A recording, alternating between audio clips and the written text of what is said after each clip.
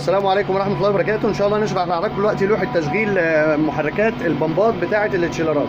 طبعا معانا 3 طرمبات سيمنز، الطرمبه 15 كيلو 20 حصان بتشغل التشيلرات دي. طبعا في المفروض هو 2 بامب وفي واحده ستاند باي.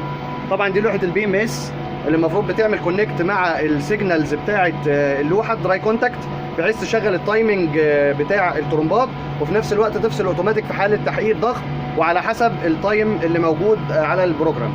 طبعا اللوحه زي ما حضراتكم شايفين ليها وضع المانيوال وليها وضع الاوتوماتيك، تمام، لكل طرمبه فيهم. طبعا المانيوال ستارت ستوب، بعد كده الاوتوماتيك احنا بنشغل على البريشر.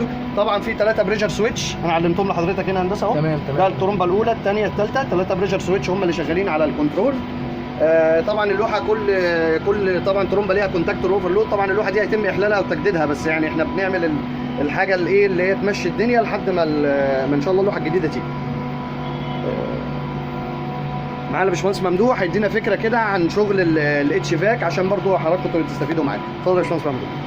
هنا حضرتك دي لوحه الكنترول اللي بنتحكم فيها في ال3 كوندكتورات. طبعا بنتحكم فيها في 3 طرمبات 3 بمبات هنا عن طريق اللوحه دي.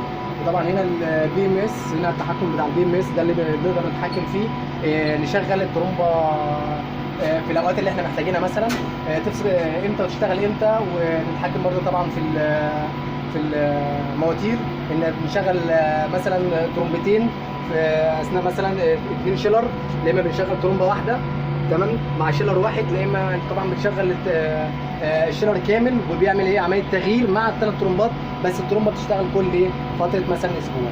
طبعا انت حضرتك بتبرمج التشيلر هندسه ان معاك اوتوماتيك او مانيوال. نبص بصه برضو كده عشان الناس تستفيد. التشيلر ده كارير، طبعا كارير.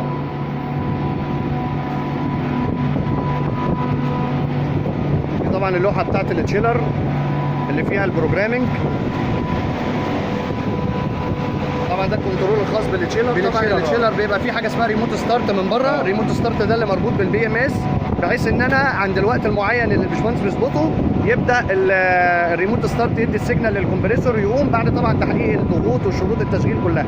طبعا السيستم بيبقى عليه حمايات كتير زي مثلا الاندر بريشر او اللو بريشر والهاي بريشر. طبعا عندنا الفلو سويتشات، كل ده بيبقى طبعا الانتي فريز، كل دي البالانس. طبعا دي من الحاجات المهمه جدا لان طبعا كل الشغل هو ميكانيكال سيستم مع الكتريك سيستم، ما ينفعش حاجه فيها تبقى و2 موتور سكرو مش بساتر. تمام. طبعا السكرو دي على حسب نوع الكمبريسور، يعني كل تشيلر بيبقى ليه انواع معينه من الكمبريسورات. ده بيطلقوا عليه في السوق بيقولوا عليه شيلر في. تمام، على اساس شكل المراوح يعني. تمام هندسه. الله ينور. السمنتينه بتاعته. تمام هندسه، تمام، الله ينور هندسه. شكرا جدا يا باشمهندس ممدوح، اتشرفنا بحضرتك. شكرا هندسه.